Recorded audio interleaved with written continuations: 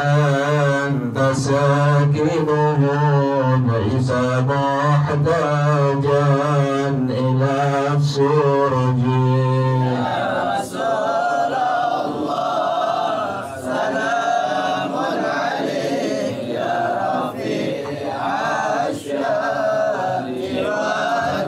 ربي فانفعنا ببركاتهم واهدنا الحسنى بحرمتهم رسول الله سلام عليك يا رفيع الشان والدار وأمتنا في طريقتهم ومعافاة من الفتن رسول الله سلام عليك يا رفيع الشان والدار اللهم صل وسلم وبارك عليه وعلى آله وسلم. Bacaannya sampai wa antum zawwaja bi kufrin ya. Kemarin ya, seorang bapak, seorang kakek itu boleh memaksakan anaknya atau cucunya dinikahkan dengan laki-laki pilihan bapaknya atau kakeknya. Maka inilah yang disebut sebagai wali apa itu? Wali apa itu? Mujbir. Jadi bapak itu bapak deh, punya anak perempuan. Itu kita boleh nikahin itu anak sekalipun ini anak nggak mau pilihan bapaknya. Nah, bapak itu pada hukum agama disebut sebagai wali mujbir. Tapi dengan syarat kemarin ya, syarat yang kemarin sudah sebutkan sebelumnya. Nah, sekarang tambahkan lagi syarat yang berikutnya, wa antum zawwaja bi kuf'in. Ini anak perempuan dinikahkan, dikawinkan dengan yang sepadan.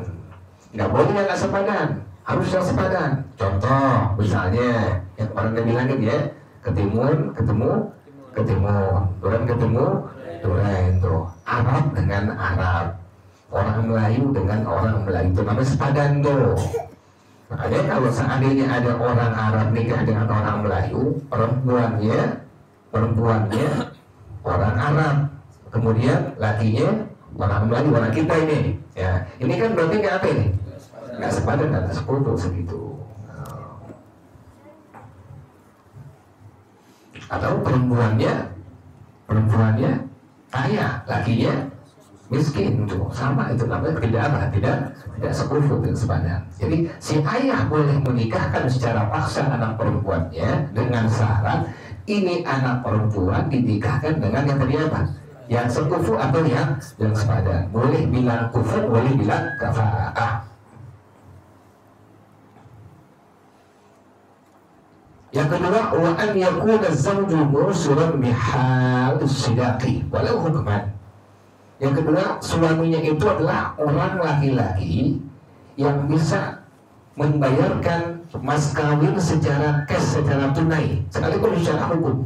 Jadi si suaminya suami yang musuran, arti musuran, dia bisa memberikan ini perempuan calon sebagai istrinya ini mas kawin yang sifatnya langsung, nggak ngutang ya. Boleh nggak mas kawin ngutang? Boleh. Saya nikahkan, saya kawinkan, engkau sebutkan nama laki-lakinya, dengan putri saya sebutkan nama perempuannya, dengan mas kawin 10 gram dibayar ngutang. Boleh nggak toh? Boleh nggak gitu? Boleh. Tapi kan jarang ngutang begitu. Nah, si suami bilang saya terima nikahnya, kawinnya fulanah binti fulan dengan mas kawin dibayar ngutang. Boleh nggak seperti itu? Boleh, tidak masalah di situ. Nah, perempuan yang dinikahkan oleh ayahnya secara paksa itu syaratnya calon suaminya harus yang bisa mampu memberikan tadi apa? Mas kawin secara cash, secara tunai, bukan ngutang. Walau hukuman, sekalipun secara hukum. Jadi nggak boleh kalau cara ngutang ya. Kalau si lakinya nggak bisa ngasih mas kawin, dikasih secara ngutang, maka si ayah tidak boleh memaksakan anak perempuannya untuk dinikahkan kepada laki-laki itu. Kenapa demikian? Syaratnya itu calon suaminya harus yang bisa memberikan mas kawin secara tadi apa? Secara cash atau tunai. Jadi sekali lagi ya, mas kawin itu boleh dibayar secara cash, tunai atau secara hutang. Karena lau dafa'a waliyyu shaghiri anhu al-mahra qabla al-aqdi. Bagaimana secara hukum? Bagaimana yang dibilang secara hukum, sekalipun ini laki-lakinya calon suaminya, dia itu bisa memberikan mas kawin secara cash tunai, tapi secara hukum. Bagaimana contohnya? Sebagaimana wali ini anak kecil memberikan mahar kepada calon suaminya sebelum terjadi akad pernikahan. Jadi bapaknya ini perempuan ngasih mas kawin kepada calon suami anaknya. Duitnya dengan siapa tuh? Duit bapaknya itu perempuan. Itulah yang disebut sebagai ini suami bisa memberikan mas kawin secara cash tunai, tapi secara apa? Secara hukum. Sekalipun demikian maka dihukumkan sah pernikahan tadi. Awahabahu lahu wa qabilahu lahu, atau si calon mertuanya memberikan kepada calon mantunya itu dan calon mantunya menerimanya, sama kayak tadi ya. Jadi itulah yang disebut sebagai si suaminya, calon suaminya bisa memberikan mas kawin kepada calon istrinya itu secara apa? Secara hukum cash, tapi secara hukum. Jadi bukan dari harta dia, tapi dari saya dari harta calon mertuanya. Jadi calon mertua tahu ini mantunya nggak punya bapak. Nah tapi pengen nikahin dengan anak perempuannya. Calon mertuanya yang ngasih apa tadi itu? Yang ngasih mas kawinnya kepada ini calon mantunya, nih buat mas kawinnya. Nah nanti pas udah ngasih, pas udah akan nikah, dikasih kepada calon istrinya itu. Maka dalam kondisi yang demikian, inilah yang disebut sebagai si suami dihukumkan orang yang bisa memberikan mas kawin secara cash atau tunai, tapi secara apa tadi? Secara hukum. Jelas ya?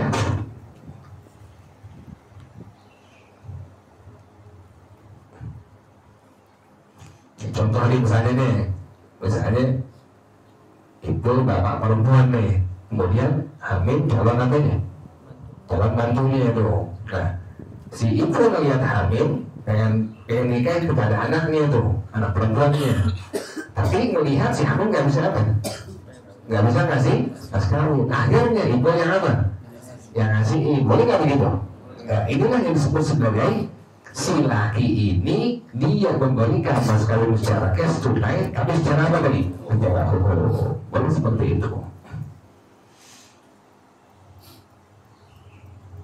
Famata fuqida syartun min hadil arba'ati, maka manakala satu syarat dari 4 syarat yang disebutkan di atas tadi itu tidak ada, karena nikahu batilan, ini lam ta'lan, maka pernikahannya dihukumkan batil, tidak sah jika itu anak perempuan tidak mengizinkan. Jadi 4 mati mesti ada dong, mesti ada tuh syarat yang bang sebutin ya, itu semua mesti ada. Kalau satu tidak ada maka pernikahan dihukumkan tidak sah.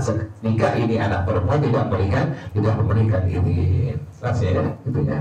Jadi bila seorang ayah ingin menikahkan secara paksa anak perempuannya, harus memenuhi 4 syarat yang disebutkan kemarin. Satu tidak ada, maka dihukumkan pernikahannya tidak sah. Dengan syarat anak perempuan tidak apa dari memberikan izin.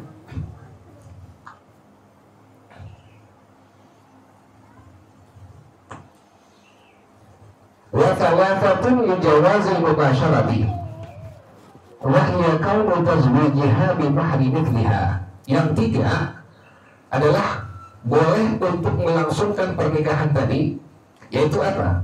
Kaunu tazwijiha bi mahri mithliha, keadaan menikahkannya dengan mahar mithil.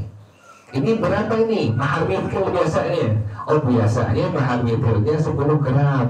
Maka si calon suaminya wajib memberikan berapa? 10 gram. Ini di kampung ini, di RW 5 misalnya, perempuan yang perawan pengen dinikahin, biasanya mahar mithilnya 10 gram. Maka calon suami ini wajib memberikan berapa? 10 gram tuh sebagai mahar atau dari mahar mithilnya. Atau lihat kepada keluarganya, ini keluarganya biasa berapa gram? Oh 20 gram, maka kita suaminya wajib memberikan 20 gram. Inilah yang disebut sebagai mahar mithil. Jadi mahar yang biasa diberikan kepada keluarganya atau kebiasaan yang ada di kampungnya. Kalau di Jakarta sih murah, nggak mahal ya, nggak mahal, nggak sampai ratusan gram, enggak tuh. Tapi ada satu daerah yang sampai ratusan gram gitu. Ada berapa orang teman, bukan dari Jakarta, bukan di luar Jakarta. Itu pas teman aneh bilangin, sampai di kampung aneh sekian, jadi perempuan itu bisa dinikahin kalau si laki punya emas, itu mas kawin bisa memberikan 100 gram lebih, baru boleh apa? Boleh nikah tuh. Itulah yang disebut sebagai mahar apa tuh? Mahar mithil. Atau sekarang nanti, kamu berapa negara? Kamu berapa? Hah? 1 juta, atau berapa gitu? 1 juta, beli mobil saya kan. Mas kawinnya doang, belum nanti acara resepsi lebih dari itu. Bagus kan ya, alhamdulillah. Orang kampung itu kan nggak kawin, urusan. Ya, tapi begitu. Itu bukan hoax, beneran. Jadi itu kampung di daerah itu kebiasaan begitu. Jadi perempuan yang perawan orisinil itu demikian. Sampai dengan 100 gram baru boleh dinikahi. Belum acara resepsi. Ada bilang benar begitu, benar kalau ini benar itu di kampungan seperti itu. Jadi beda-beda antar kampungnya yang disebut sebagai mahar tadi ada mahar mithil. Yang kedua, wa qalbul mahri min naqdil baladi. Dan maharnya itu harus dari uang yang berlaku dari itu, emas, perak, gitu ya. Atau mungkin sekarang di sini rupiah, gitu. Kan sekarang ada mahar yang macam-macam. Maharnya 257, tapi ada ujungnya tuh 4 perak gitu. Itu ada perempuan pakai laki gitu sampai disamain sampai tahun apa itu? Tahun nikahnya ya. Misalnya tahun 2024, kemudian tanggalnya tanggal 5 bulan Maret disamain tuh. Jadi ujungnya dengan awal depan belakang itu disamain tuh. Mas kali nyusahin orang yang begitu.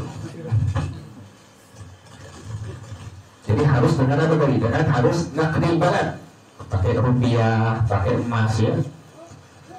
Wa qawluhu halan, dan keadaan mas kawinnya harus yang cash, yang tunai, tak boleh yang utang.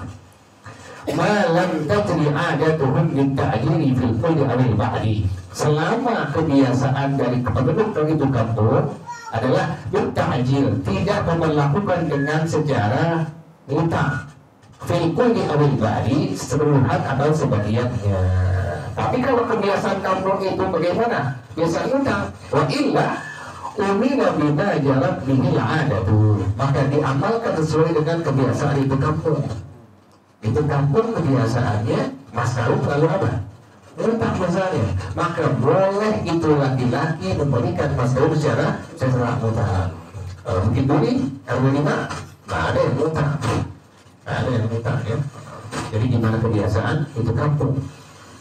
Kebiasaan itu kampung diperbolehkan untuk utang, maka diperbolehkan untuk utang. Begini sih, begini. Terima kasih. Wallahu a'lam bishawab. Al-Fatihah. Alhamdulillah minasyaitonir rajim. Bismillahirrahmanirrahim. Alhamdulillahirabbil alamin arrahmanir rahim maliki yaumiddin. Iyyaka na'budu wa iyyaka nasta'in. Ihdinas siratal mustaqim.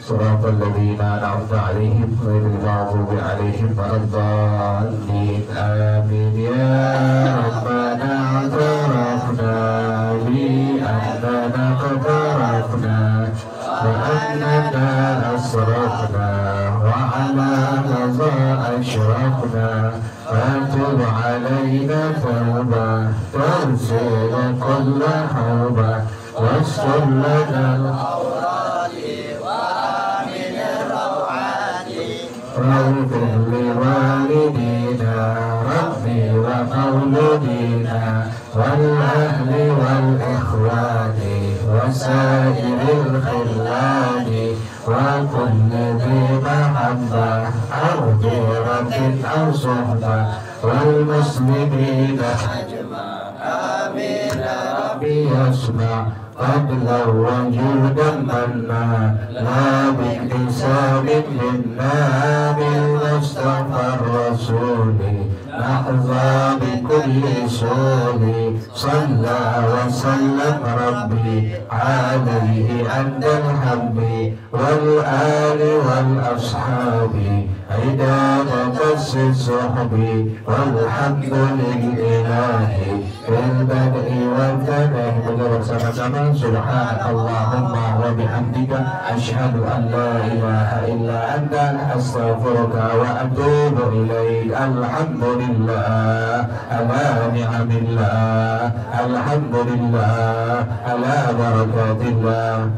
alhamdulillah hamdan yafi ni'amahu wa yukafi mazidah walhamdulillahi rabbil alamin. Ya Rasulullah salamun alaik ya rafi'a syani wa daraji ya Rasulullah salamun alaik ya rafi'a syani wa daraji ya Rasulullah salamun alaik ya rafi'a syani wa daraji.